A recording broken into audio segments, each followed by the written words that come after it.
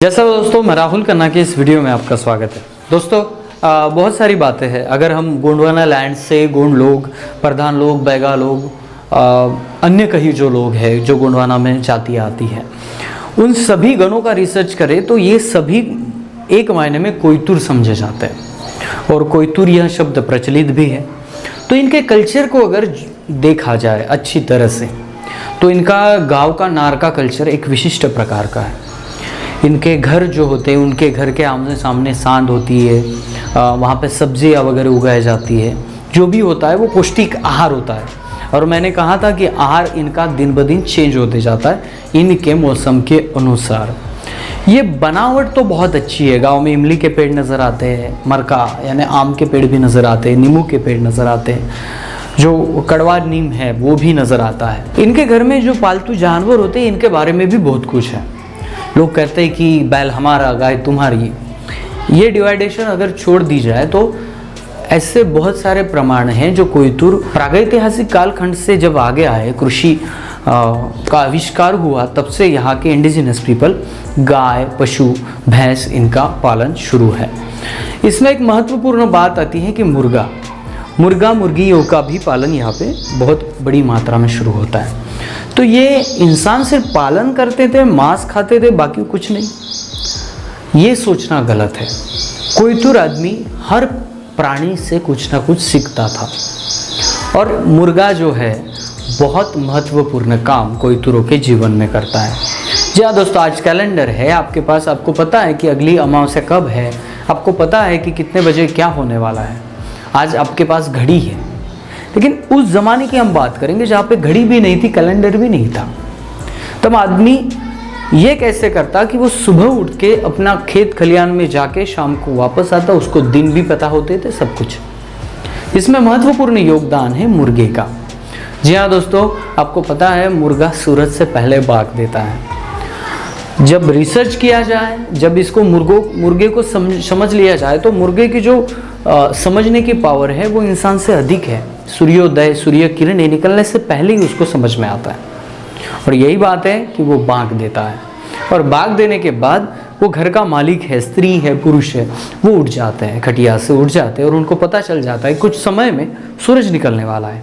और कोयतुर आदमी, आपको पता है, जैसे चंद्रमा, पूर्णिमा, अमावस को लेकर अपने कार्य को देखते हैं, वैसे सूरज के उगने और सूर्यास्त, इसमें भी उनका बराबर का तालमेल है। सूर्य उगने के शुरुआत से वो काम पे चलते हैं तो सूर्यास्त के वक्त वो घर लौट आते हैं। यही इनकी घड़ी है और इसमें मुर्गा बहुत महत्वपूर्ण काम करता है। एक छोटा बच्चा है, वैसे ही ये जो मैं बता रहा हूँ ये खुद से बता रहा हूँ, हो सकता है आपके एरिया में इसको अलग अलग ढंग से किया जाता हो, लेकिन ये एक टेक्निक है। मैं शहरों से आया, जब घर में सो रहा था, 8-9 बजे तक सोने की आदत थी मेरी, और मैं सो रहा था तो पहले दिन पिताजी ने ये कह के नहीं उठाया कि बच्चा दूर से आया है, पुणे जैसे शहर से आया है, तो आज के लिए सोने दे। लेकिन 2-3 दिन हो गए मैं 8-9 बजे तक सोने लगा था।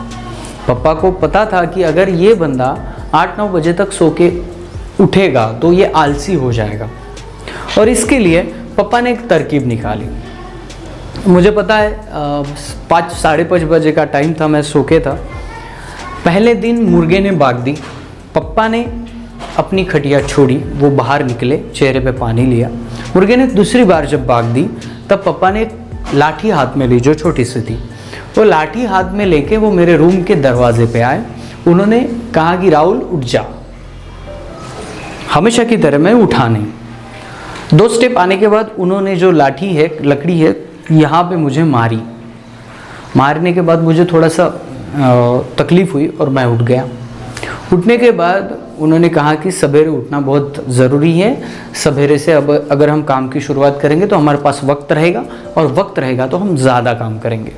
उनकी ये सरल थ्योरी थी। दूसरे दिन वैसे हुआ, मुर्गे ने बाग दी, पप्पा जी खुद उठे, चेहरे पे पानी लिया, सेकेंड बाग पे मेरे रूम के द्वार पे खड़े हो गए और मुझे एक आवाज़ दी, राहुल उठ जा, और फिर लाके लकड़ी से मुझे डोज दिया। यहाँ पे मुझे और वेदना हुई, तकलीफ हुई, मैं उठ के खड़ा हो गया। तीसरे दिन वही रूटीन चला, मुर्गे ने बाग दी, पप्पा उठे, चेहरे पे पानी लिया। दूसरी बार मुर्गे ने जब बाग दी, वो द्वार पे खड़े हो गए, राहुल उठ जा करके उन्होंने कहा, और मैं सट से उठ गया। चौथे दिन ऐसा हुआ कि पापा को आना ही नहीं पड़ा, मुर्गे ने पहले भाग दी, उसी टाइम मैं उठ गया। और यह जो आदत है वो आज तक चली आ रही है।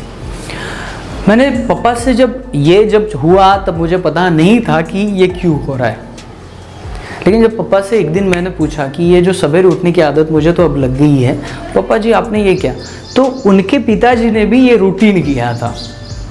माइंड जब देखता है कि यहाँ पे दर्द होता है मुझे, तब माइंड पहले इशारा आपके पहले वो जाग जाता है कि अभी डेली का रूटीन चल रहा है, मुर्गे ने भाग दी है यानी उठना पड़ेगा, नहीं तो तकलीफ होगी। और ऐसे बच्चों को टेक्निक से उठाया जाता था और फिर बाद में ऐसा वक्त आता था कि जो हमारे पिताजी है उनको उठाना नहीं पड़ता, मुर्गे ने भाग दी कि बच्चे उठ जाते थे, काम पे लग जाते थे। ये टेक्निक मेरे साथ हुई, बहुत सारे लोगों के साथ हुई होगी, क्योंकि कोई तो रोग की ये टेक्निक है कि बच्चों को सवेरे कैसे उठाया जाए। यही टेक्निक होती है बैलों के साथ। बैल अगर एक जगह ज़्यादा बैठे रहे तो वो आलसी हो जाएंगे, वो चलेंगे नहीं हल जोतने के बाद। तो उनको एक पंडुम होता है, उस पंडुम पे एक टोकदार, एक विशिष्ट लोहे की एक सुरी होती है, वो उसे गर्म करके उसको नोक दिया जाता है। और वैसे ही हमारे जो हम महाराष्ट्र में मराठी में तुतारी कहते हैं, ये टोचने के बाद जब मुर्गा भाग देता है तब टोच लिया जाता है, ये पंडुम है। ये टोचने के बाद बैल को लगता है कि अगर वैसी एक लकड़ी का डंडा मेरे साथ आएगा तो वो मुझे तकलीफ देगा। और देखिए, बैल बंडी हो या आप खेतों में हल चला रहे हो, अगर आप वो लकड़ी सिर्फ इसको उसके पीठ पर रख दे या थोड़ा सा महसूस कर दे, आपको ढोसने की ज़रूरत नहीं, बैल चलने लगेगा। तो यही छोटी बड़ी टेक्निक बच्चों के साथ, प्राणियों के साथ की जाती है और इसका अर्थ यही होता है कि कोई भी प्राणी आलसी ना रहे। ये टेक्निक हमारे तरफ तो थी, आपके तरफ है नहीं है, आप कमेंट में बताइए। और ये जो मुर्गा है, ये मुर्गा कोइतुरो की घड़ी है। जी हाँ दोस्तों, कब सूरज निकलेगा और दिन की शुरुआत कैसे करनी है, मुर्गे की बाग से हम शुरू करते हैं। तो पहले के काल में सिर्फ मुर्गे को काट के खाया ही नहीं जाता था, तो मुर्गे को अच्छी तरह से समझा जाता था। आपको ये नहीं पता तो मैं आपको बता दूं, आपके सांद में आसपास के एरिया में कोई बड़ा सांप या कोई दूसरा प्राणी आ गया है तो इसका सिग्नल पहले मुर्गियाँ दे देती थी।